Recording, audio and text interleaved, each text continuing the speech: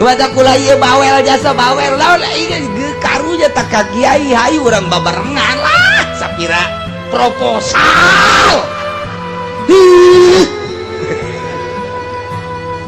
Kiai pancen dibuka ku pamarentah cokot duitna jadikeun ka jalan ulah di pondok pesantren kajalankeun bae tah kajalankeun beuli split aduk-aduk geus.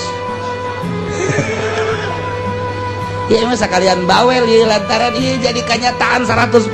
Masya Allah anu kula nyaho bae Tasikmalaya, Ciamis, Garut, Bandung asal geus kakenaan ku koneng anggeus intaha wis tutup apa pondok pesantrene.